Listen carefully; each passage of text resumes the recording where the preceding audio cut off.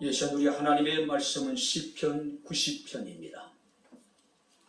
우리 10절 말씀부터 17절 말씀까지 제가 봉독을 해드리도록 하겠습니다. 시편 90편 10절부터 17절 말씀까지 제가 봉독을 해드리도록 하겠습니다. 우리의 연수가 70이요 강건하면 80이라도 그 연수의 사랑은 수고와 슬픔뿐이요 신속히 가니 우리가 날아가나이다. 누가 주의 노염의 능력을 알며 누가 주의 진노의 두려움을 알리이까. 우리에게 우리날 계수함을 가르치사 지혜로운 마음을 얻게 하소서. 여호와여 돌아오소서. 언제까지니까 주의 종들을 불쌍히 여기소서. 아침에 주의 인자심이 우리를 만족하게 하사 우리를 일생 동안 즐겁고 기쁘게 하소서. 우리를 괴롭게 하신 날수대로와 우리가 화를 당한 연수대로 우리를 기쁘게 하소서. 주께서 행하신 일을 주의 종들에게 나타내시며 주의 영광을 그들의 자손에게 나타내소서. 주 우리 하나님의 은총을 우리에게 내리게 하사 우리의 손이 행한 일을 우리에게 경고하게 하소서. 우리의 손이 행한 일을 경고하게 하소서. 아멘. 기도하겠습니다. 자비롭고 은혜로우신 아버지 하나님, 하나님의 택함을 받은 주의 귀한 성도들이 마음을 모으고 뜻을 모으고 정성을 모아 주를 예배하게 하시고 이 시간 주의 말씀을 청종할 수 있는 은혜를 베풀어 주심을 감사합니다. 우리의 마음의 문을 열어주시고 우리의 귀를 여셔서 성령이 이 아침에 교회들에게 하시는 주의 음성을 듣게 하옵소서. 깨닫게 하옵소서. 즐거워하게 하옵소서. 예수님 이름으로 기도하옵나이다. 아멘. 할렐루야. 우리 옆에 있는 분들과 인사하겠습니다. 하나님 우리와 함께 하십니다. 하나님이 우리와 함께 하십니다. 할렐루야. 우리가 하나님을 예배할 때에 악한 어둠의 세력이 역사하지 못할 것이고 더러운 바이러스가 우리를 해치 못하도록 주께서 천군 천사를 통해서 우리를 지키시고 보호하심을 우리는 믿습니다. 할렐루야. 하나님은 다윗의 위기 속에서 다윗을 생명싸개 속에 보호하셨대요. 생명싸개라고 하는 것은 태아의 우리가 이제 그 복중에 있는 태아를 이렇게 임산부가 보호하듯이 하나님은 가장 깊은 곳에 우리를 보호하시겠다라고 말씀을 하고 있습니다.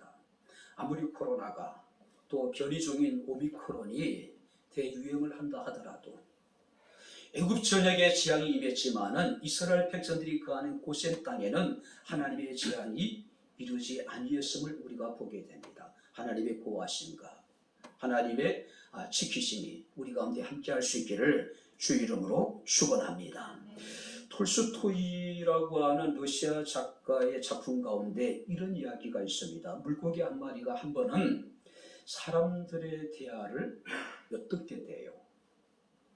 그 사람들의 대화의 주제가 뭐냐 하면은 물고기에게 가장 중요한 것은 물이라는 것이고 물을 떠난 물고기는 살 수 없다라고 하는 이야기를 듣게 됩니다. 이 물고기 입장에서는 깜짝 놀랐어요. 그냥 지금까지 많은 이야기를 들었지만은 물이라고 하는 것에 대해서 한 번도 들어보지 못한 그런 이야기였습니다. 그래서 이 물고기는 도대체 물이라고 하는 것이 무엇일까? 얼마나 중요하기에 우리 물고기들은 물을 떠나서는 살 수 없다고 이야기하고 있는 것일까? 그리고 그렇게 중요한 그 물에 대해서 왜 나는 제대로 알지 못했을까? 자기 자신이 굉장히 뭐라 그럴까 좀 한탄스럽기까지 한 겁니다. 한심한 생각이 든 거예요. 그래서 이제 어느 날 그는 나이가 많은 물고기를 찾아서 자신의 궁금함을 이제 묻습니다. 어르신, 물이 무엇입니까? 그때 이제 나이가 많은 물고기가 이런 얘기합니다. 물은 우리의 생명과 같은 것이다.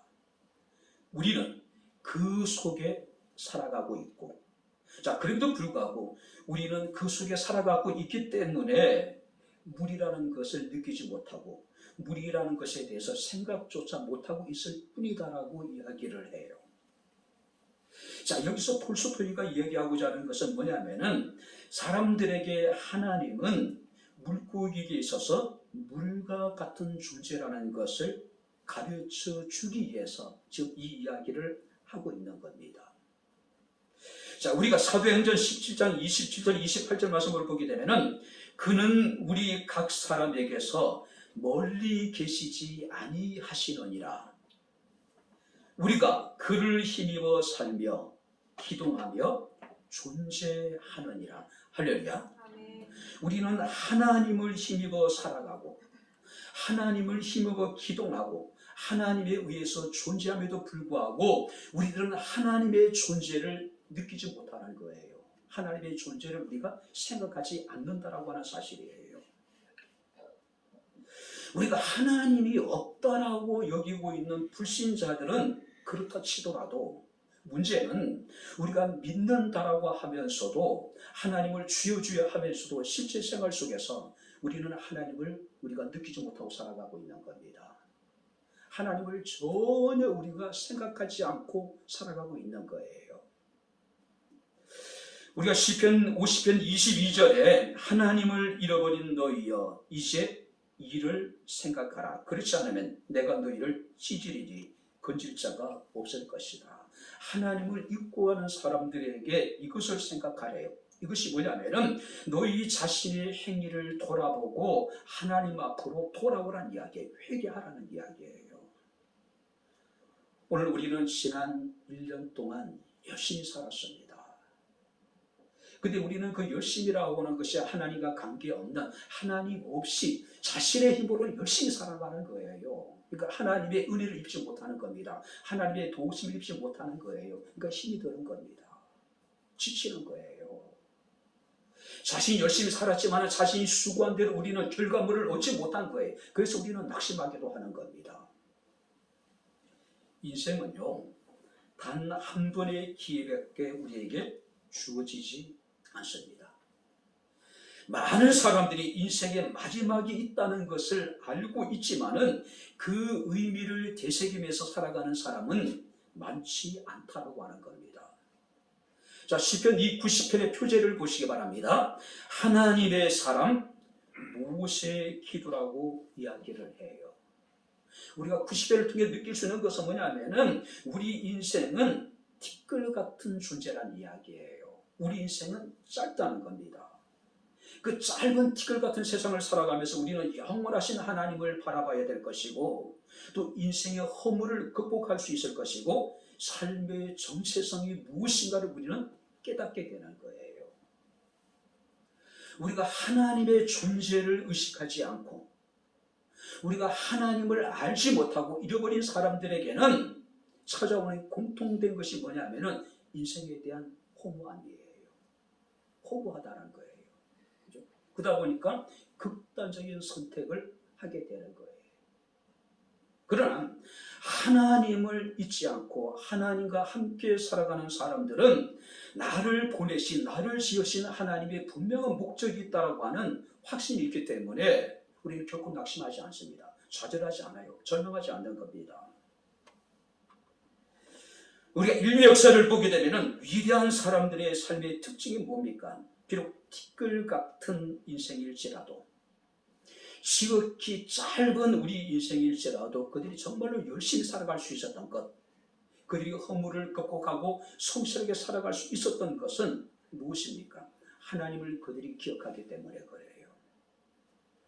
특히 오늘 우리 말씀을 보게 되면 모세는 우리들에게 남은 날수를 계수하고 우리가 지혜롭게 살아갈 수 있는 사람이 될 수 있기를 위해서 하나님 앞에 기도합니다. 이미 우리는 많은 날들을 살아왔어요. 우리가 2021년만 하더라도 이미 우리는 11개월, 열흘 이상의 시간을 보내고 우리에게 남아있는 2021년이라고 하는 것은 이제 19일밖에 남아있지 않아요. 우리가 연말 연시의 분위기에 떨떠서 그냥 우리가 2021년을 그렇게 보내야 될까요? 성경 말씀을 보게 되면은 이 시편 90편은 모세가 죽기 전에 하나님께 드린 기도예요. 그런 자신의 임종을 앞두고 하나님 앞에 마지막으로 정말로 절박한 심정으로 하나님께 기도하고 있는 거예요. 자, 그렇다면은 우리가 2021년을 이제 20일 남짓 남겨두고 있는 시점에 우리 이르게 되었습니다. 또 인생에 어떤 여러분들이 우리가 종착역에 다다르고 있는 사람도 있을 수 있을 것이고, 그죠? 우리의 처해 있는 상황이 모두가 다를 수 있을 거예요. 자, 그럼에도 불구하고 우리가 반드시 기도해야 될 것이 있다는 이야기예요. 오늘 설교의 제목처럼 우리가 무엇을 위해서 기도해야 될 것인가, 무엇을 하나님께 구해야 될 것인가, 우리가 말씀을 살피면서 우리가 함께 은혜를 나누도록 하겠습니다. 자, 먼저 한번 12절을 우리 다시 한번 같이 읽겠습니다. 우리에게 우리날 계수함을 가르치사 지혜로운 마음을 얻게 하소서. 자, 유진 피터슨 목사님의 메시 성경을 보게 되면은 우리에게 제대로 사는 법을 알려주소서, 지혜롭게 사는 법을 가르쳐 주소서. 지금까지 우리는 나름대로 열심히 살았어요. 스스로 지혜롭게 살았다라고 우리는 자부할 수도 있을 거예요. 근데 유한한 인생에 과연 얼마만큼 우리가 제대로 살 수 있을까요? 과연 우리가 얼마만큼 정말 우리가 지혜롭게 살 수가 있을까요? 그죠? 성경 말씀을 보니까 모세는 우리에게 우리날 계수함을 가르치사 지혜로운 마음을 얻게 하소서. 남아있는 날들을 계산하는 것만큼 세상을 제대로 사는 법은 없다는 이야기예요. 세상을 지혜롭게 살 수 있는 방법은 없다라고 하는 거예요. 요령 박사가 이런 이야기를 한 적이 있습니다. 인간은 수를 배우며 비교하기 시작한 후부터 불행해지기 시작했다. 사람의 불행이 언제 시작되냐면은 사람들이 수를 배우고 그 수를 통해서 우리가 비교하고, 자, 그때부터 인생의 불행은 시작되게 된다는 이야기예요. 사람이 수를 알기 전까지는 그냥 행복했어요. 문제는 수를 알고부터 특별히 그 수로 우리는 다른 수와 비교를 하기 시작하면서 우리 인생의 불행이 시작이 되어졌다는 이야기예요. 사람들은 참 수에 받지요. 사람들은 수에 지나치게 집착을 합니다. 우리도 마찬가지 아닐까요? 아이들을 평가할 때에 점수가 몇 점이고 그 등수가 얼마나 되고, 또 어른들도 마찬가지죠. 연봉이라든지 아파트 평수라든지 그 다음에 또 자동차의 배기라든지, 또 사람을 평가할 때도 뭡니까? 신용등급이라는 게 있잖아요. 그 예전에 저는 신용등급 제일 아래까지 내려간 적이 있었어요. 아무것도 할 수가 없는 겁니다. 사회에서는 최저 등급이다 보니까 그야말로 저는 세상의 낙오자예요. 실패자예요. 사람이 등급을 통해서 그 사람을 평가한다는 건 굉장히 위험천만한 거예요. 사람을 좌절하게 만들고 낙심하게 만드는 거예요. 나름대로 우리가 주어진 환경 속에 최선을 다했는데 입이 충분함에도 불구하고 사람들은 모든 것을 숫자로 평가를 해요. 공부에 별로 관심이 없었던 나이가 정말 어느 날 대우각성을 해요. 밤잠 자려고 열심히 공부를 해요. 늘 바닥을 기던 애가 평균 점수가 치솟고 등수도 한없이 올라가요. 성교육을 받아옵니다. 부모의 마음이 어떨까요? 굉장히 즐거운 거예요. 너무너무 행복한 거예요. 그 순간에 이제 부모가 그 옆에 있는 애는 몇 점이야? 걔는 몇 등이야? 나보다 점수가 높아, 등수도 높아. 그 순간에 어떻습니까? 아이의 수구가 다 물거품이 되어버리는 거예요. 숫자를 비교하는 그 순간에 아이에 대한 그런 어떤 그 사랑스러움이라든지 아이가 받아온 최선을 위한 노력에 대한 어떤 감격, 기쁨이 그냥 사라져 버리는 거예요.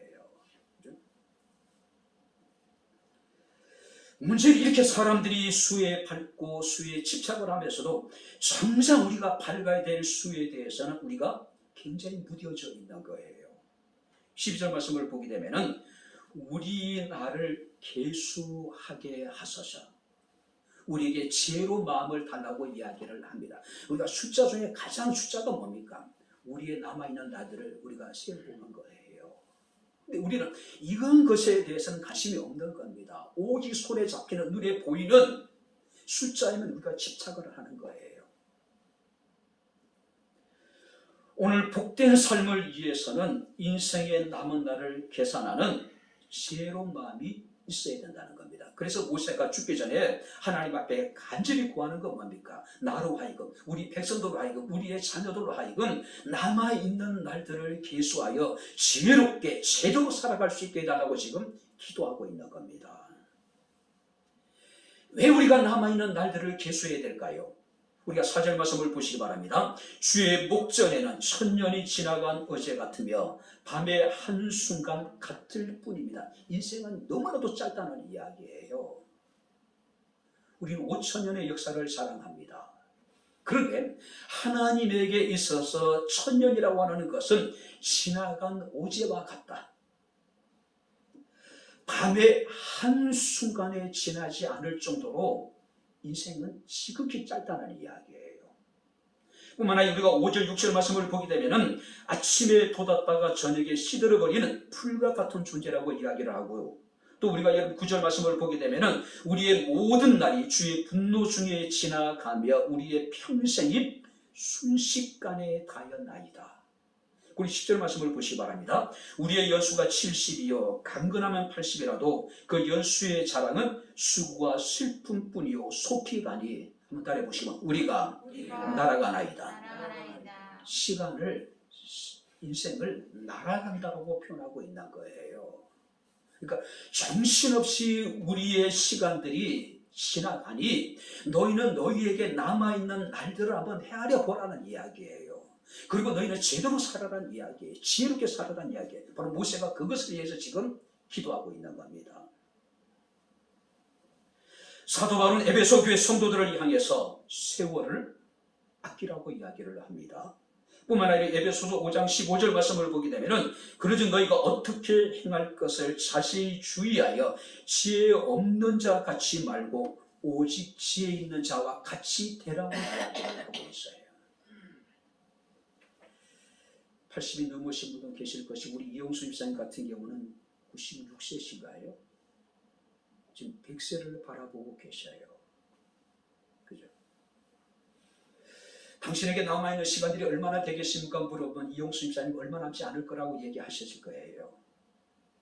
그리고 아직까지 어린 친구들은 아직까지 자신의 남아있는 삶이 성경에 기록된 대로 강건하면 80이라면 아직까지 뭐 60년 남았다, 또 50년이 남았다, 또 40년이 남았다라고 생각할 수 있을 거예요. 그러나 그건 자신할 수 없는 거예요. 그죠? 자신할 수 없는 거예요. 분명히 확실한 것은 내게 남아있는 시간들이 60년이 되고 70년이 되고 아직까지 100년이 남아있다 하더라도 하나님에게 있어서 우리 인생이라고 하는 것은 지나간 어제와 같고 밤의 한순간에 지나지 않는다는 이야기예요.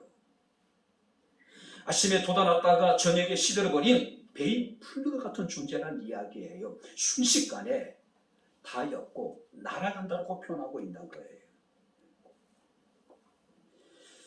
유명한 신학자는 이런 이야기를 했습니다. 시간이란 우리가 한가할 때는 짐이 된다. 그러나 바쁠 때는 아쉬움이 된다고 이야기를 하고 있어요. 한가할 때는 시간이라는 게 지루해요. 짐이 돼요. 그러나 정말로 바쁠 때는 시간이 우리에게 아쉬움이 된다는 이야기입니다. 시간은 초조, 착각, 후회, 근원이 되기도 한다. 그러나 지혜란 시간을 다시 없는 기회라고 여기는 것이다. 지혜로운 자에게 시간이란 주님을 경외하며 존재하고 살 수 있는 기회를 제공한다. 젊었을 때 그런 얘기를 하잖아요. 시간을 죽인다라고 이야기를 하잖아요. 왜? 시간이 너무 지루한 거예요. 빨리 가지 않는 시간에 대해서 죽어감을 느끼는 거예요. 그래서 시간을 죽이는 방법을 찾아가는 겁니다. 시간을 뭡니까? 이렇게 소위라는 일거리를 찾아가는 거예요. 그들은 뭡니까? 시간을 이렇게 이제 죽이기 위해서 시간을 빨리 보내기 위한 소일거리를 찾아가는 거예요. 그죠? 그러나 바쁜 사람들에게 시간은 늘 아쉬움이에요. 지혜라고 하는 것은 시간을 다시 없는 기회로 여기고 지혜로운 사람들에게 있어서 시간이란 주님을 경외하며 존재하고 살아갈 수 있는 기회가 되는 겁니다. 그렇다면 여러분들에게 있어서 시간은 어떤 의미일까요? 시간은 죽여야 될 존재가 아니에요. 단지 우리가 소유할 수 있는 그런 시간이 아니라고 하는 거예요. 세월을 아끼라. 그러므로 너희는 어떻게 행할 것을 자세히 주의하여 지혜 없는 자와 같이 말고 오직 지혜 있는 자와 같이 하라고 말씀을 하고 있습니다. 자, 모세가 하나님께 구합니다. 제대로 사는 법을 알려주십시오. 지혜롭게 사는 법을 알려주십시오. 제대로 살 수 있는 것, 지혜롭게 살 수 있는 방법은 뭡니까? 남아있는 시간들을 계산해 보는 거예요. 그럼 허투루 시간을 보낼 수가 없는 겁니다. 대충 살 수가 없는 거예요. 자, 두 번째 말씀을 보시기 바랍니다. 13절을 우리 다시 한번 읽겠습니다. 여호와여 돌아오소서. 언제까지니까 주의 종들을 불쌍히 여기소서. 두 번째 모세가 기도합니다. 주의 종들을 불쌍히 여기소서. 자, 모세가 왜 이런 기도를 했을까요? 하나님은 당신의 택한 백성들에 대해서 한없는 사랑을 베풀기를 원하셔요. 근데 문제는 우리는 그 사랑을 너무나도 쉽게 배반하는 겁니다. 그 사랑을 우리가 인식하지 못하고 그 사랑에 감사하지 아니하고 그 사랑에 우리가 하나님 앞에 영광을 돌리지 않는 거예요. 가장 대표적인 사람들이 지금 모세가 40년 동안 광야에서 친히 인도했던 자기 백성들이었습니다. 우리가 성경 출애굽 말씀을 보게 되면은 이스라엘 백성들은 430년 동안 애굽에 노예 생활을 하셨어요. 노예 생활을 했습니다. 얼마나 어렵고 힘들든지 그들의 부르짖음이 하나님께 상달될 정도로 그들이 겪었던 고난이 컸다는 이야기예요. 하나님께서는 그들의 부르심을 들으시고 하나님께 그들의 조상과의 맺었던 언약을 기억하시고 그들을 애굽에서 건지셨습니다. 하나님께서는 강박한 바로와 애굽의 사람들을 10가지의 재앙을 통해서 굴복시키셨죠. 그리고 애굽에서 건져내셨습니다. 그들이 홍해에 있었을 때 어떻습니까? 하나님 기적적인 방법으로 애굽의 병거들을 다 수장시키시고 이스라엘 백성들을 마른 땅과 같이 홍해를 건너게 하신 하나님입니다. 광야에서 하나님께서 만나와 메추라기로 그들을 먹이실 뿐만 아니라 반석 걸쳐서 하나님의 생수를 내게 하신 하나님이셨죠. 40년의 광야 생활 중에 하나님 그들은 낮에는 구름 기둥으로 밤에는 불 기둥으로 그들을 친히 앞서 행하시며 그들을 인도해 주셨습니다. 성경 말씀을 보니까 40년 동안 그들이 발이 부르트지 않았고 그들의 의복이 헤어지지 않았다라고 이야기를 하고 있어요. 불뱀이 나타나서 온 이스라엘 진영에 돌아다니면서 이스라엘 사람들을 물어 죽일 때에 하나님께서는 놋뱀을 만들게 하시고 그 놋뱀을 바라보는 자마다 구원을 얻게 하셨어요. 그런데 이스라엘 백성들은 끊임없이 원망하는 겁니다. 끊임없이 불평하는 거예요. 하나님의 택한 백성으로 사는 것보다는 차라리 우리가 애굽에서 노예로 사는 것이 훨씬 좋았을 뻔했다라고 그들은 이야기를 합니다. 그리고 그들은 쉴 새 없이 끊임없이 사실 우리가 애굽으로 돌아가자라고 이야기를 해요. 자, 그럼에도 불구하고 하나님께서는 그들에게 진노 중에도 긍휼을 베푸셨어요. 근데 그들이 결코 돌이키지 않죠. 결국 그들에게 주어진 건 뭡니까? 멸망이에요. 자, 300만에 가까운 이스라엘 백성들이 40년의 광야 생활 가운데 출애굽 1세대가 모두가 다 광야에서 엎드려져 죽어버렸습니다. 성경을 보게 되면 오직 여호수아와 갈렙 두 사람만이 하나님이 그들에게 약속하셨던 가나안 땅에 들어가게 되는 모습을 우리가 보게 됩니다. 여기 보시기 바랍니다. 이스라엘 민족의 역사는 하나님의 구원의 모형이에요. 자, 성경에서는 인물을 통해서 또 여러 가지 사건을 통해서 또 이스라엘 역사를 통해서 모든 모형적으로 구원의 성질을 우리에게 보여주고 있는 거예요. 그래서 광야는 뭘 상징할까요? 우리가 살아가는 세상이에요. 뿐만 아니라 애굽이라고 하는 것은 죄악된 상태를 의미하는 것이고, 가나안이라고 하는 것은 하나님의 구원을 상징하는 것이에요. 자, 하나님께서는 바로 애굽에서 주의 택한 백성들을 거주셔서 40년의 광야 가운데 그들에게 하나님께 친히 앞서 행하시며 그들의 길을 지도해 주셨습니다. 그리고 하나님께서는 그들을 궁극적으로 가나안에 인도하시기를 원하셨어요. 근데 문제는 뭘까요?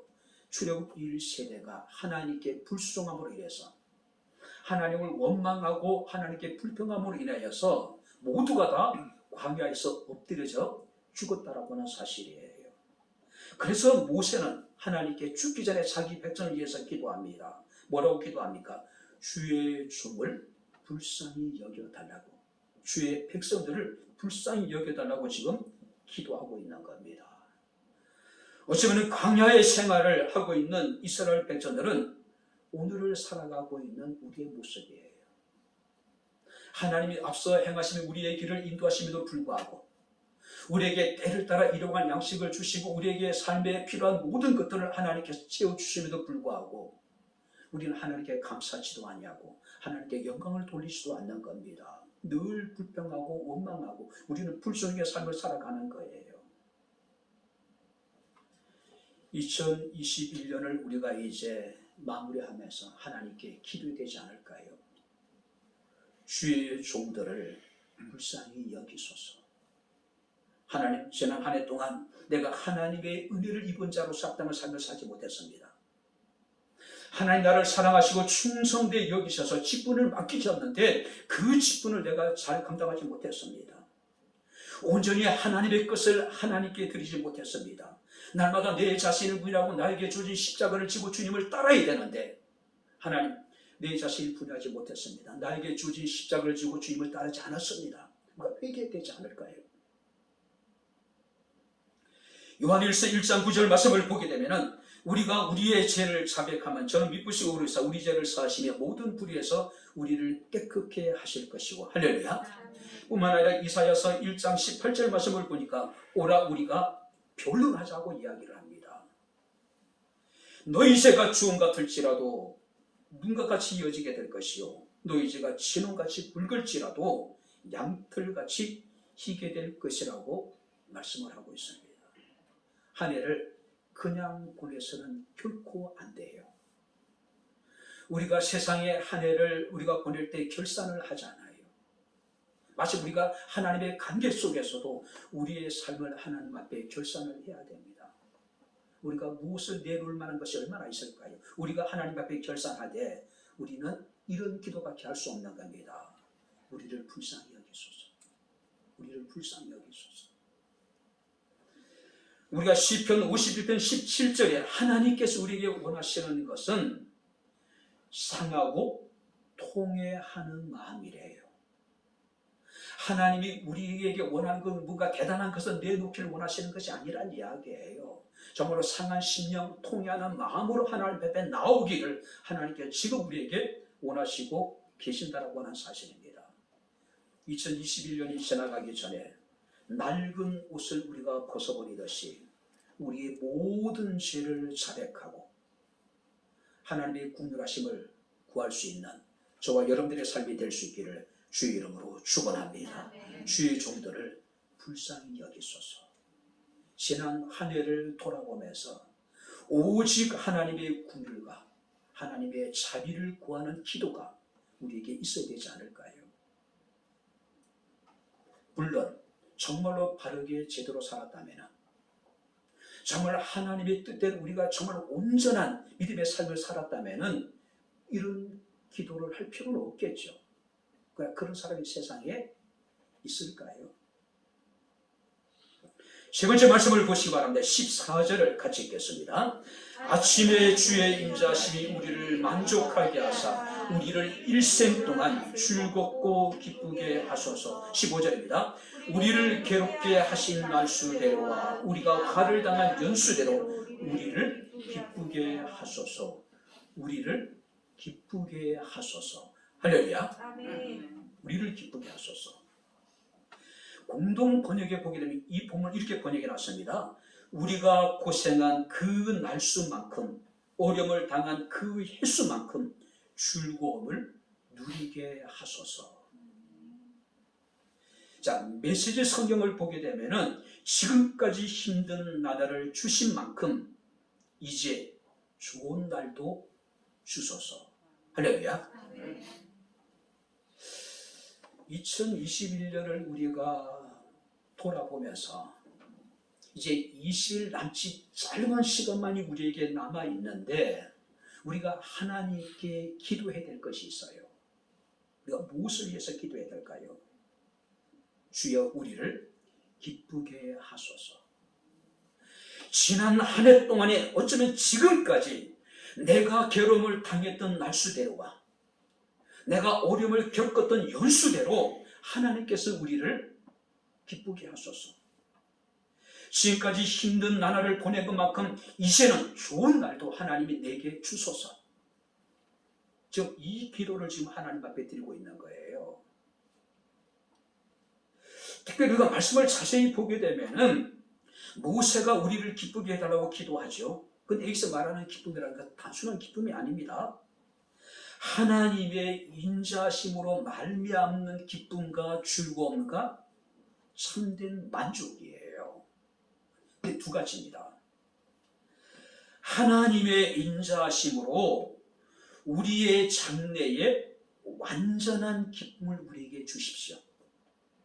2021년이 참 어렵고 힘들고 고통스럽고 삶을 포기해야 될 정도로 힘들었지만은 하나님이여 이제는 우리에게 영원한 기쁨, 하나님의 우리에게 완전한 기쁨을 우리에게 달라고 지금 모세가 기도하고 있는 거예요. 40년의 광야 생활 가운데 물론 하나님께서 그들을 앞서 행하시면서 그들의 길을 친히 지도해 주셨어요. 그래도 광야는 광야일 뿐이에요. 척박한 광야의 삶이 좋으면 얼마나 좋았을까요? 물론 하나님이 함께 하시기 때문에 그들은 기쁘고 즐거웠지만 이제 그들이 가나안 땅을 목전에 두고 모세가 자기 백성을 향해서 기도합니다. 그동안 우리가 힘든 나날들을 살아왔던 것만큼 이제는 우리에게 좋은 날도 주십시오.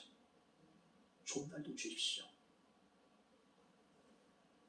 로마서 8장 28절에 우리가 알거니와 하나님을 사랑하는 자 곧 그의 뜻대로 부르심을 입은 자들에게는 모든 것이 합력하여 선을 이루느니라. 할렐루야. 우리의 지난날의 아픔도 고통도 슬픔도 실패조차도 하나님께서는 궁극적으로 우리에게 유익이 되게 하신다는 이야기예요. 또 창세기 50장 2절 말씀을 보게 되면은 요셉이 자신을 판 형들 앞에서 이런 이야기를 해요. 요셉의 형들은 요셉을 죽이려고 하다가 그래도 양심의 가책을 느껴서 차마 죽이지는 못하고 노예 상인들에게 팔아버리잖아요. 그리고 긴 세월 요셉의 생사에 대해서 형제들은 관심이 없어서 왜냐하면 죽었다고 생각했어요. 근데 어느 날 요셉이 애굽의 총리가 되어져서 자신들의 눈앞에 나타난 거예요.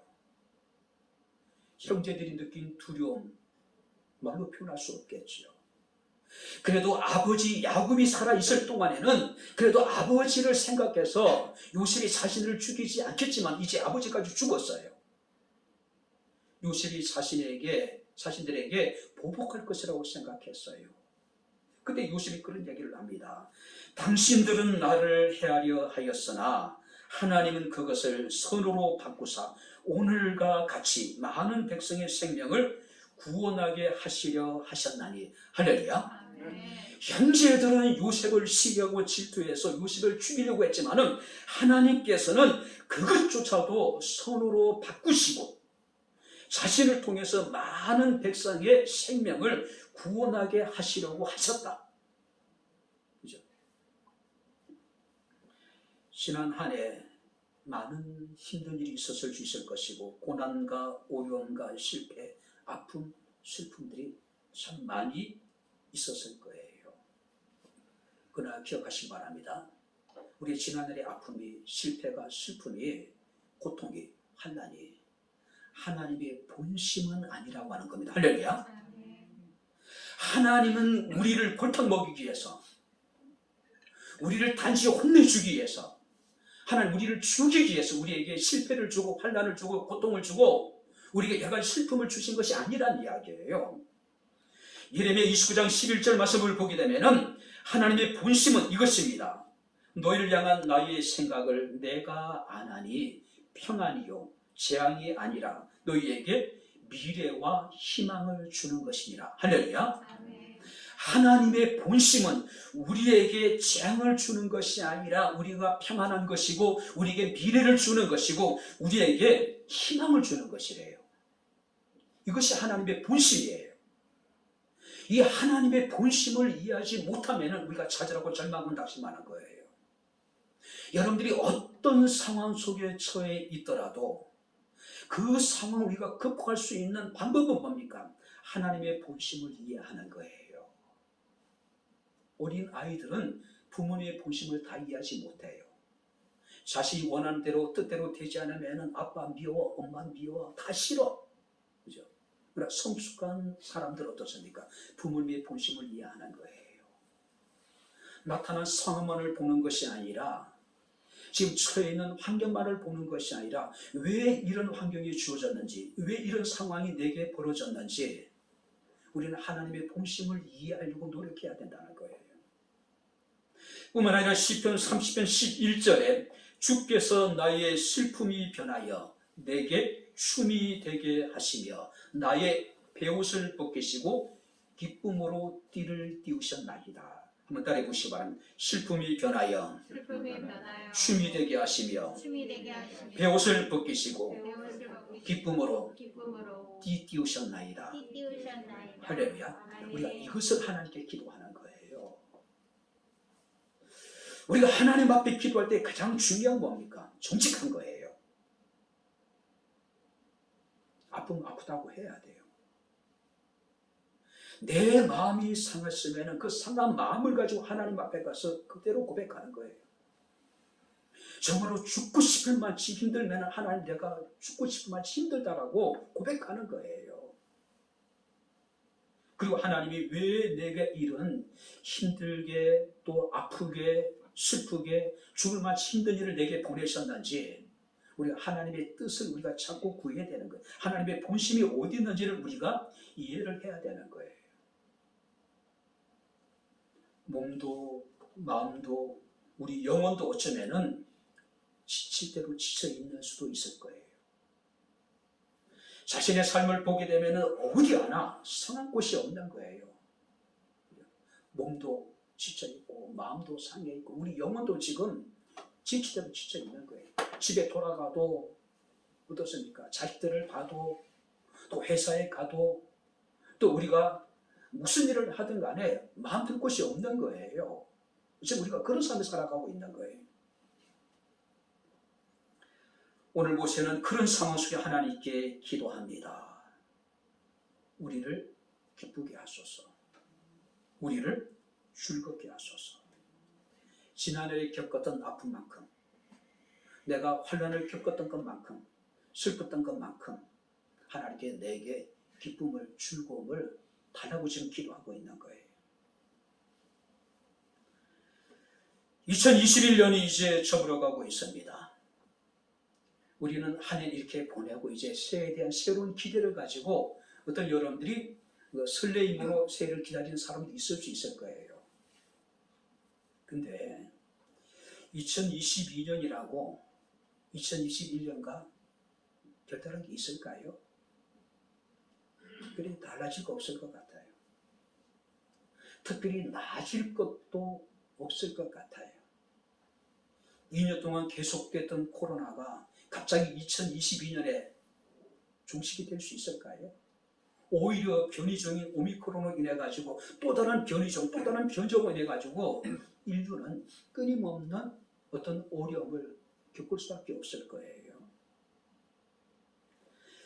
우리는 좋은 일들을 기대하고 있지만은 그 반대일 수도 있을 수 있을 거예요. 그렇다고 우리가 체념할 수는 없잖아요. 포기할 수는 없잖아요. 그래도 우리가 하나님께 기도하는 겁니다. 고난을 겪었던 만큼, 어려웠던 것만큼 하나님께서 우리 횟수대로, 연수대로 우리를 기쁘게 하시고 우리를 즐겁게 하소서. 할렐루야. 그런 기대라도 있어야죠. 그런 기도라도 하나님께 드려야죠. 느헤미야 8장 10절에 느헤미야는 자기 백성들에게 이런 이야기를 합니다. 여호와로 인하여 기뻐하는 것이 너희의 힘이니라. 할렐루야. 성경에 나와 있는 수많은 하나님의 사람들의 삶의 특징이 뭐냐면은 그들이 환경이 좋기 때문에, 모든 일이 형통했기 때문에, 자신이 건강했기 때문에, 원하는 것을 모두 다 얻었기 때문에 기뻐하고 즐거워한 것이 아니에요. 오직 여호와로 인하여서, 나의 구원의 하나님으로 인하여서 기뻐하고 즐거워한 거예요. 그래서 느헤미야가 여호와로 인하여 기뻐하는 것이 너희의 힘이다.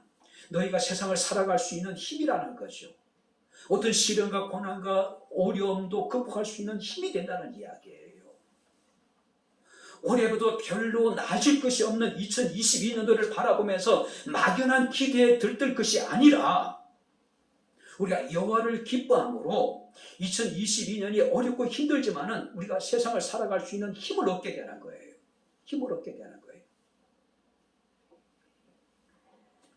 주의 인자하심으로 우리를 만족해 하소서. 우리가 괴로웠던 날수만큼, 우리가 화를 당한 연수만큼 하나님이여 우리를 기쁘게 하소서. 이것이 모세의 기도고 이것이 우리의 기도가 돼야 돼요. 내년도 별로 나아질 것이 없으니까 그냥 되는 대로 살자, 닥치려도 살자, 그게 아니에요. 2021년이 힘들었던 만큼, 지금까지 우리의 삶이 힘들었던 만큼 이제는 하나님께서 우리에게 기쁨을 달라고 우리가 기도하는 겁니다. 기도하는 거예요. 마지막으로 네 번째 보시기 바랍니다. 16절 같이 읽겠습니다. 주께서 행하신 일을 주의 종들에게 나타내시며 주의 영광을 그들의 자녀에게 나타내소서. 17절입니다. 주 우리 하나님의 은총을 우리에게 내리게 하사 우리 손이 행한 일을 우리에게 경고하게 하소서. 우리의 손이 행한 일을 경고하게 하소서.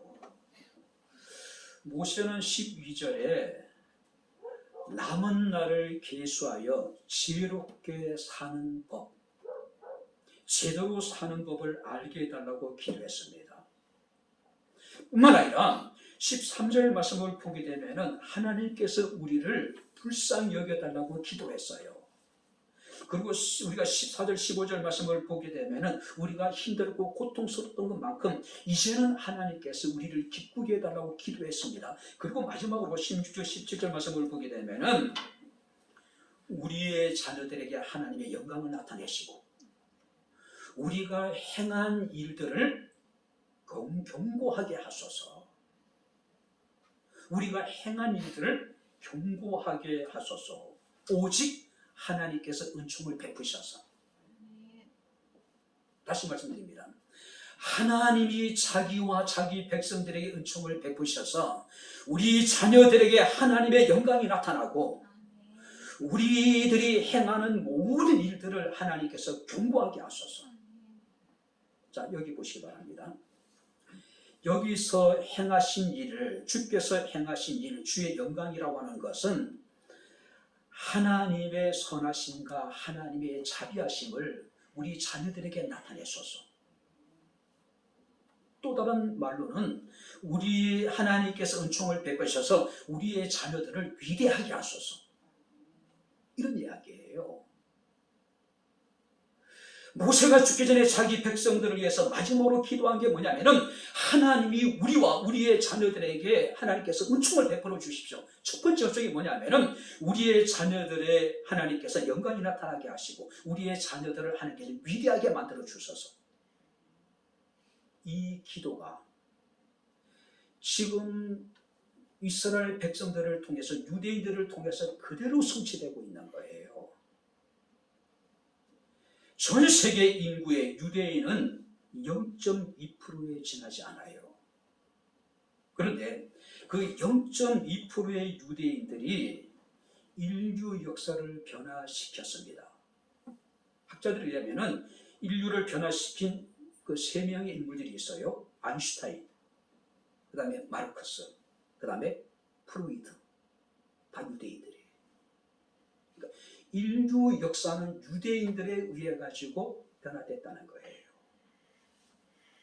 전기를 발명한 에디슨, 노스트라다무스, 스티븐 잡스, 그 다음에 그 페이북의 어떤 이제 창업자인 마크 저거버거, 뿐만 아니라 스타벅스의 어떤 여러분이 케빈 존슨, 그 다음에 투자의 기재라고 불려지는 조지 소로스. 지금 전 세계를 움직이는 것은 미국이죠. 근데 미국을 움직이는 건 뭡니까? 유대인들이에요. 모세가 하나님께 기도합니다. 여호와께서 은총을 베푸셔서 우리의 자녀들에게 하나님의 영광이 나타나게 하시고 우리의 자녀들이 위대하게 하소서. 노벨상의 3분의 1이 유태계입니다. 유대인들이에요. 미국의 동북부 지역에 아이비리그 8개 대학이 있습니다. 소위 말하는 미국의 초인류 대학들이에요. 4분의 1이 유태인들이에요. 그리고 세계의 억만장자의 40%가 유태인들이에요. 억만장자의 40%가 유태인이라는 거예요. 바로 모세가 하나님께 기도하기를 주의 자녀들에게 하나님께서 은총을 베푸셔서 그들에게 하나님의 영광이 나타나고 그들을 하나님께서는 위대하게 해달라고 기도했더니 하나님께서 모세의 기도를 들으시고 지금 유태인들이 영향력이 세상에서 가장 큰 거예요. 그죠? 뿐만 아니라 모세가 무엇을 기도합니까? 한번 여러분 17절 보시기 바랍니다. 주 우리 하나님의 은총을 우리에게 내리게 하사 우리의 손이 행한 일을 우리에게 경고하게 하소서. 우리의 손이 행한 일을 경고하게 하소서. 이게 보시면 우리 손이 행한 일이라고 하는 것은 우리가 추구하고 있는 모든 일들. 자, 이게 보세요. 그리고 경고하게 하소서라는 얘기는 잘되게 하소서. 우리가 하는 모든 일들을 잘되게 해달라고 기도하는 거예요. 실제적으로 모세의 후손인 유태인들이 하는 일은 다 잘돼요. 다 잘돼요. 유명 커피점들이 스타벅스가 어디에 자리 잡으면은요, 그건 확실하게 상권이 보장된 것이라 그래요. 바로 그 옆에다 내면 돼요. 스타벅스는 그만큼 모든 어떤 이제 새로운 체인점을 낼 때에 여러 가지 조건들을 다 해가지고 결정을 하는 거예요. 아무 데나 갔다가 지점을 내지 않는다는 이야기예요. 그죠? 마찬가지로 유대인들이 하는 일은 다 잘 돼요. 인류 역사를 통해서 우리에게 보여주고 있는 거예요. 바로 이 모든 것이 하나님께서 모세의 기도를 들으신 거예요. 우리의 자녀들에게 하나님의 영광을 나타내시고 우리의 자녀들을 위대하게 하소서 기도했습니다. 뿐만 아니라 우리가 하는 모든 일이 잘되게 해달라고 기도했더니 하나님께서 그 기도를 들으셨다는 이야기예요. 창세기 17장 7절에 내가 내 언약을 나와 너 및 내 대대 손손 후손 사이에 세워서 영원한 언약을 삼고 너와 내 후손의 하나님이 되리라. 이게 보세요. 모세가 기도한 것은 자신만을 위해서 기도한 것이 아니라 자신들의 후손을 위해서, 그 다음 세대를 위해서, 그 다음 세대를 위해서, 그리고 아직까지 태어나지 않는 세대들을 위해서 기도한 거예요. 그때 하나님께서는 모세의 기도를 들으시고 모세의 다음 세대와 그 다음 세대와 그 다음 세대와 그 다음 세대, 태어나지 않는 세대까지도 복을 받게 되는 거예요. 한번 따라해 보시기 바랍니다. 우리의 자녀를 위대하게 하소서. 우리가 하는 일을 잘되게 하소서. 이것이 모세가 죽기 전에 드린 마지막 기도 제목이에요. 이제 말씀을 마치도록 하겠습니다. 세월은 참 빠르게 지나가고 있습니다. 2021년도 이제 20일이 채 남지 않았습니다. 여러분들 무엇을 위해서 기도합니까? 우리 오늘 선포된 하나님의 말씀을 통해서 모세의 기도가 우리의 기도가 될 수 있기를 축원합니다. 어떤 기도일까요?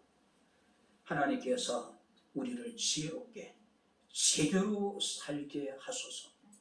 그 뭡니까? 남아있는 시간들을 계산해 보는 것이죠. 우리를 불쌍히 여겨달라고 하나님의 인자하심으로 우리가 어렸던 만큼 힘들었던 만큼 고통스럽던 만큼 우리를 기쁘게 하소서. 그리고 하나님께서 우리에게 은총을 베푸셔서 우리의 자녀들에게 하나님의 영광이 나타나고 우리의 자녀들을 위대하게 하시고 우리가 하는 모든 일들이 다 잘되게 하소서. 하나님 모세의 기도를 들으시고 응답하셨습니다. 이 은혜가 우리에게도 함께 할 수 있기를 주의 이름으로 축원합니다.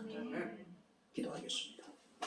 하나님 아버지, 하나님의 은혜와 사랑을 진심으로 감사합니다. 힘들었고 고통스러웠던, 또 어쩌면 어떤 사람에게 있어서는 정말로 기억하기도 싫은 한 해였을 수도 있을 겁니다. 하나님, 이 시간 우리가 하나님 앞에 이제는 기도하게 하옵소서. 정말 하나님 앞에 제대로 지혜롭게 살아갈 수 있도록 우리의 남은 시간들을 계수하게 하옵소서. 하나님의 뜻대로 온전히 우리가 살아가지 못함에 대해서 우리가 하나님 앞에 회개합니다. 우리를 불쌍히 여기소서. 하나님께서 우리에게 인자로 간을 씌우셔서 힘들었던 것만큼, 고통스러웠던 것만큼, 아프고 슬펐던 것만큼 우리를 즐겁게 하시고 우리를 기쁘게 하옵소서. 오나가되 하나님께서 우리에게 은총을 베풀어 주셔서 우리의 자녀들에게 하나님의 영광이 나타나게 하시고 우리의 자녀들을 위대하게 만들어 주옵소서. 우리가 하는 모든 일들이 다 잘되게 하옵소서. 예수님 이름으로 기도하옵나이다. 아멘. 이제는 우리 주 예수 그리스도의 은혜와 하나님의 크신 사랑과 성령님의 교통, 교제의 제 충만 역사 인도하심이 2021년을 마무리하면서 정말 하나님 앞에 기도로 한 해를 마무리하고 새해에 대한 기대와 설렘으로 새해를 맞기를 소원하는 주의 사랑하는 모든 성도들 머리머리 위에 저들의 가정과 직장과 사업장과 이 교회와 이 나라 이 민족 위에 지금부터 영원토록 함께 있을지어다. 아멘.